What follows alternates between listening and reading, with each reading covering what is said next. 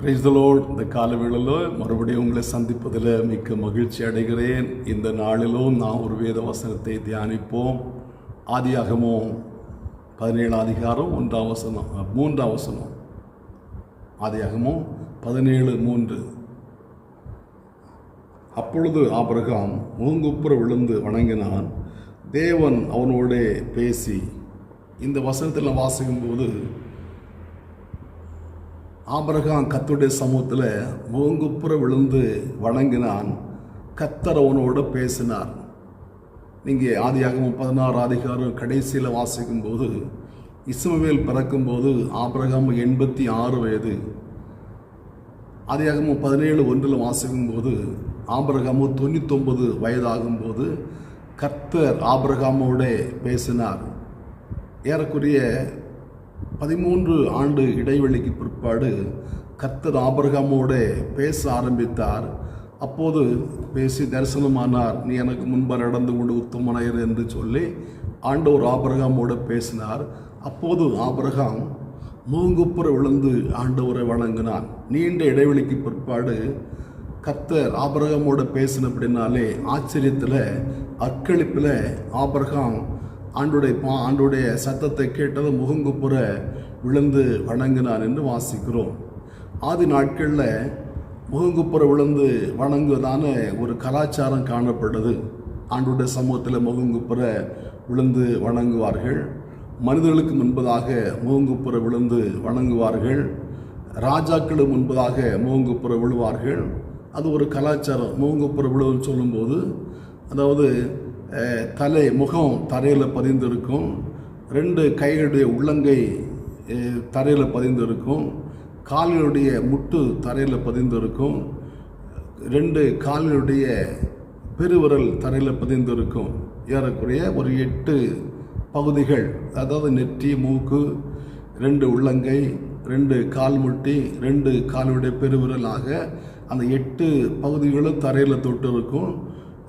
வயிறு கொஞ்சம் உயரமாக இருக்கும். எக்ஸசைஸ் பண்ணுறது போல் அதை செய்வார்கள். சாஸ்தாங்கமாக விழுவது, அப்படியே குப்புறப்படுத்திக் கொள்வது, 2 கைகளை முன்னாடி நீட்டி வணங்குவது, சாஷ்டாங்கமாய் விழுந்து வணங்குவது. ஆனால் ஆபிரகாம் முகங்குப்புற விழுந்து வணங்கினான் என்று வேதத்தில் வாசிக்கிறோம். முன்னே காலங்களில் மனிதர்களுக்கு முன்பதாக முகங்குப்புற விழுவார்கள். யோசேப்புடைய சகோதரர்கள் யோசேப்பு முன்பதாக முகங்குப்புற விழுந்து வணங்கினார்கள் என்று வாசிக்கிறோம்.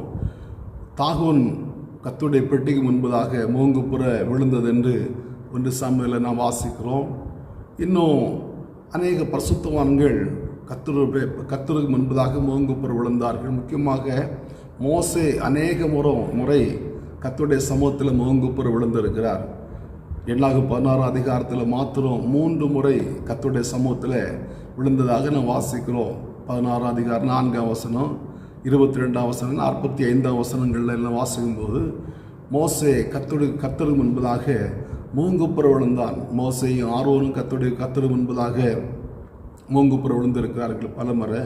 இப்படி முகங்குப்புற விழுந்து வணங்குறதான ஒரு அனுபவம் அந்த நாட்களில் காணப்படுது. இது ரொம்ப ஒரு முக்கியமான நேரங்களில், ஒரு ஆபத்தான சூழ்நிலையில் ஆண்டோடைய சமூகத்தில் முகங்குப்புற விழுவது, தங்களை தாழ்த்துவது. தூளும் ஆபிரகாம் அதிகாரத்தில் வாசிக்கும்போது தூளும் சாம்பலும் ஆகிய நான் என்று சொல்லி தூதனும் என்பதாக அவர் பேசுகிறார். அப்படியானா நம்முடைய சரீரத்தில் முக்கியமான பகுதி நெற்றி. அந்த முகத்தை நம்ம ரொம்ப சுத்தமாக வைத்துக்கொள்வோம், பாதுகாப்பு வைத்துக்கொள்வோம். அந்த முகம் பகுதி தரையில் பட, அதை தூளில், சாம்பலில், புழுதியில் நம்முடைய முகத்தை புதைத்து ஆண்டுடைய சமூகத்தில் ஆண்டவரே நமக்கு முன்பது அடிமை என்று சொல்லி தாழ்த்துவதற்கு இந்த முகங்குப்புற விழுகிறதான அனுபவம் வைத்திருந்தார்கள். தங்களை தாழ்த்துவது, மனிதர் முன்பதாக தங்களை தாழ்த்துவது, தேவனும் முன்பதாக தங்களை தாழ்த்துவது, தாழ்மைப்படுவதற்கு அடையாளம் முகங்குப்புற விழுவது. அப்போ மோசே ஆரோன் கூட ஆண்டோட சமூகத்தில் தங்களை தாழ்த்தி எப்போ விழுவார்கள்? இஸ்ரவேல் ஜனங்கள் பாவம் செய்யும் போது கர்த்தர் அவர்கள் அழிப்பேன் என்று சொல்லுவார். உடனே முகங்குப்புற விழுவார்கள். இவர்களை விட்டு விலகு, நான் ஒரே நிமிஷத்தில் இவர்களை அழித்து விடுவேன், உன்னை பெரிய ஜாதியாக்குவேன் சொல்லும்போது முகங்குப்புற விழுந்து விடுவார்கள்.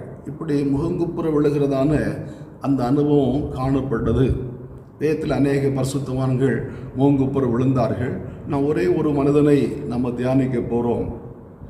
யோசுவாவின் புத்தகம் 7ஆம் அதிகாரத்தில் நாம் வாசிக்கும்போது யோசுவாவும் மூப்பர்களும் கர்த்தர் முன்பதாக முகங்குப்புற விழுந்து கிடந்தார்கள், காலை முதல் சாயங்காலம் வரைக்கும். அது என்ன சூழ்நிலைன்னு சொன்னால், மோசே மரித்த பிற்பாடு யோசுவாவை கொண்டு கர்த்தர் அந்த ஜனங்களை வழிநடத்தினார். யோசுவா ஜனங்களை வழிநடத்தி கொண்டு வரும்போது யோசுவை கொண்டு யோர்தானை ஆண்டவர் 2ஆக பிரித்தார். எரிகோவை 7 நாள் சுற்றி வர பண்ணி எரிகோவை முறியடித்தார். அதுக்கு அடுத்தது ஆயிக்கு நேராக போக வேண்டும். ஆயில் உள்ள மனிதர்கள் எப்படிப்பட்டவர்கள் பார்க்கும்படியாக யோசுவா வேவுகாரர்களை அனுப்பின போது அந்த வேவுகாரருக்கு வந்து சொன்னார்கள், எல்லா ஜனங்களும் போக வேண்டியதில்லை, ஒரு 2000-3000 பேர் போனால் போதும், அது ஒரு சின்ன பட்டணம் தான் அப்படின்னு செய்து கொண்டு வந்தார்கள். யோசுவா 3000 பேரை அனுப்பினார். ஆனால் அந்த ஆயின் மனிதர்கள் அந்த 3000 பேரையும் துரத்தினார்கள். அவர்கள் ஒரு 36 பேர் வெட்டப்பட்டு செத்து போனார்கள். இதை கேள்விப்பட்டு இதை பார்த்து யோசுவாவும் மூப்பர்களும் கர்த்தர் பெட்டிக்கு முன்பதாக முகங்குப்புற விழுந்து, ஆண்டவரே எங்களுக்கு இந்த தோல்வி வந்து விட்டதே, கானானியர் இதை கண்டு சந்தோஷப்படுவார்களே, எல்லாரும் எங்களுக்கு எதிராக புறப்பட்டு வந்து விடுவார்களே, ஏன் ஆண்டவரே இந்த துன்பம், ஏன் ஆண்டவரே இந்த தோல்வி, ஏன் ஆண்டவரே இந்த நெருக்கம் என்று சொல்லி தேவ சமூகத்தில் அவர்கள் முகங்குப்புற விழுந்து கிடந்தார்கள். ஆண்டவரை பார்த்து விண்ணப்பம் பண்ணார்கள். ஆண்டவர் யோசுவா சொல்கிறாரு, யோசுவாவே 10ஆம் வசனத்தில், நீ எழுந்துரு, ஏன் முகங்குப்புற விழுந்து கிடக்கிறாய், நீ முதல்ல ஜனங்களை பரிசுத்தம் பண்ணு. ஜனங்கள் பாவம் செய்தார்கள், ஜனங்கள் திருடினார்கள், கொள்ளையடித்தார்கள், தங்கள் பண்டம்பாடிகளுக்குள்ள மறைத்து வைத்திருக்கிறார்கள், நீ எழும்பி ஜனத்தை பரிசுத்தப்படுத்து என்று சொன்னார். என்ன நடந்ததுன்னு சொன்னால், நாம் எரிகோவை ஆண்டவர் அழித்தார். 7 நாள் சுற்றி வந்து அந்த எரிகோவில் உள்ளதான எல்லா பொருட்களையும் சுட்டரிக்க வேண்டும். வெள்ளியும் பொன்னும் பரிசுத்தமானவைகளை ஆண்டுடைய பண்டகசாலையை சேர்க்க வேண்டும் என்று யோசுவா சொல்லியிருந்தார். ஆனால் ஆகான் என்று சொல்லக்கூடியதான ஒரு மனிதன், அவன் கொஞ்சம் வெள்ளி, 200 சேக்கல் வெள்ளி, 50 சேக்கல் நிறையான பொன் பாலம், ஒரு பாபிலோனிய சாலுவை, இவைகளை திருடை வீட்டுக்குள்ளே வைத்திருந்தான். இப்போ ஆண்டவர் சொல்கிறாரு, ஜனங்கள் பாவம் செய்தார்கள், ஜனங்கள் திருடினார்கள். பாருங்கள், ஒருவன் தான் திருடினது. ஆண்டவர் சொன்னார், ஜனங்களை பரிசுத்தப்படுத்து. ஒருவனுடைய பாவத்து நிமித்தம் முழு ஜனங்களும் பரிசுத்தப்பட வேண்டியது தேவையாய் காணப்பட்டது. யோசுவா எழும்ப சொன்னார். யோசுவா எழும்பி சொல்கிறார், சமஸ்த ஜனங்களை பார்த்து, நாளைக்கு நீங்கள் கோத்திரமாய் வர வேண்டும். கர்த்தர் குறிக்கிறதான கோத்திரம் வம்சமாய் வர வேண்டும். கர்த்தர் குறிக்கிறதான வம்சம் குடும்பமாக பேராக வர வேண்டும் என்று சொன்னார். அடுத்த நாள் காலையில் ஜனங்கள் வந்தபோது யூதா கோத்திரம் குறிக்கப்பட்டது. யூதா கோத்திரம் குறிக்கப்பட்ட போது யூதாவுடைய வம்சத்தை வர பண்ணார். சப்தி குறிக்கப்பட்டார். சப்தி குடும்பம் குறிக்கப்பட்டது. அந்த குடும்பத்தை பேரா வர பண்ண போது ஆகான் குறிக்கப்பட்டான். பாருங்க, இந்த ஆகானை பார்த்து யோசுவா கேட்குறாரு, என் மகனே, நீ என்ன செய்த, அது எனக்கு ஒழிக்காமல் சொல்லு. அவன் சொல்லுகிறான், நான் கொள்ளையில் நேர்த்தியான ஒரு பாபிலோனிய சால்வை எடுத்துக்கொண்டேன், 200 சேக்கல் வெள்ளி எடுத்துக்கொண்டேன், 50 சேக்கல் நிறையான ஒரு பொன் பாலத்தை நான் கண்டு இச்சித்து எடுத்தேன். அது இப்போ என்னுடைய கூடாரத்தில் இருக்கிறது, வெள்ளி அதுக்கு அடியில் இருக்கிறது என்று சொன்னான். உடனே யோசுவா ஆட்களை அனுப்பி அந்த பொருட்களை எடுத்து வர சொல்லி ஆகோர் பள்ளத்தாக்கில் யோசுவா அந்த ஆகானையும் அவருடைய மனைவி, பிள்ளைகள், கூடாரம், அவருடைய ஆடு மாடு எல்லாவற்றையும் கொண்டு போய் அங்கே கல்லறிந்து கொண்டு சுட்டரித்தார்கள் என்று வாசிக்கிறோம். இன்றைக்கு வரைக்கும் அது ஒரு கற்கோவியலாய் காணப்படுகிறது. பாருங்கள், ஒரு மனிதன் பாவம் செய்திருக்க அந்த முழு ஜனங்களும் பாதிக்கப்பட்டார்கள். ஒரு மனிதனுடைய வாழ்க்கையில் அந்த இச்சை வந்தபோது முழு ஜனங்களும் கலங்கடிக்கப்பட்டார்கள். இன்றைக்கு அநேக குடும்பங்களில் ஒரு நபர்கள் பாவம் செய்கிற அப்படின்னாலே அந்த குடும்பம் முழுவதுமே பாதிக்கப்படுகிறது. ஒருவருடைய ஆகாத ஒரு காரியத்தினாலே அந்த குடும்பம் முழுவதுமே பலவிதமான இன்னல்களுக்குள்ளாக அகப்படுகிறது. ஆகையினால இந்த குடும்பங்களில் பல பிரச்சனைகள் வருகிறது. என்னை கேட்கிற அருமையான தேவனுடைய பிள்ளைகளே, நாம் கர்த்தருடைய சமூகத்தில் முகங்குப்புற விழுந்து கிடக்கும்போது குப்புற விழுந்து ஜெபிக்கும் போது தேவன் நம்முடைய குறைகளை குற்றங்களை நமக்கு சுட்டி காட்டுவார். முகங்குப்புற விழுந்து ஆண்டோட சமூகத்தில் ஜெபிக்கும் போது சில ஆழமான சத்தியங்களை நமக்கு வெளிப்படுத்துவார். முகங்குப்புற விழுந்து ஆண்டோட சமூகத்தில் நான் ஜெபிக்கும் போது நமக்கு சில வழிகளை ஆண்டோர் காட்டுவார். அவருடைய திட்டத்தை, அவருடைய தீர்மானத்தை, நம்மை பற்றி கொண்டிருக்கிறதான அந்த நோக்கத்தை ஆண்டோர் நிறைவேற்றுவார். இப்போ நம்முடைய ஜபங்களில் ஒரு பகுதி முகங்குப்புற விழுந்து ஜபிக்கிறதான அனுபவம். முகங்குப்புற விழுந்து ஜபிக்கிறதான அந்த அனுபவம் நம்முடைய வாழ்க்கையில் வரும்போது மேன்மையான ஒரு அனுபவத்தை ஆண்டோடத்திலிருந்து பெற்றுக்கொள்ள முடியும். எல்லாரும் எப்போதும் முகங்குப்புற விழுகிறது இல்லை. முகங்குப்புற விழுந்து ஆண்டோட சமூகம் ஜபிக்கும் போது ஆண்டவர் சில காரியங்களை சொல்லுவார். சில ஆபத்தான நேரத்தில் தான் முகங்குப்புற விழுவார்கள். சில கஷ்டமான நேரத்தில் தான் முகங்குப்புற விழுவார்கள். நம்ம அதை வேதத்தில் பல கோணங்களில் நான் வாசிக்க முடியும். உதாரணமாக பாருங்கள், ஒரு ராஜா கணக்கு பார்க்க ஆரம்பித்த போது ஒருவனை கொண்டு வந்தார்கள்.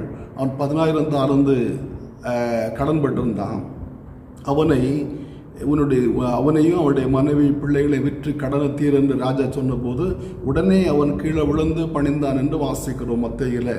அப்போ இதே போல் ரொம்ப சிக்கலான சூழ்நிலை தான் முந்தைய நாட்களில் முகங்குப்புற விழுவார்கள். நம்ம வாழ்க்கையில் கூட நெருக்கடிகள், கஷ்டங்கள் வரும்போது ஆண்டோட சமூகத்தில் முகங்குப்புற விழுந்து ஆண்டோட சமூகத்தை ஜெபிக்க, நன்மைகளை பெற்றுக்கொள்ள, ஆசீர்வாதங்களை பெற்றுக்கொள்ள, நம்முடைய குறைகளை கண்டுபிடிக்கக்கூடிய கிருபைகளை தேவன் நமக்கு தருவாராக. ஜெபிப்போமா?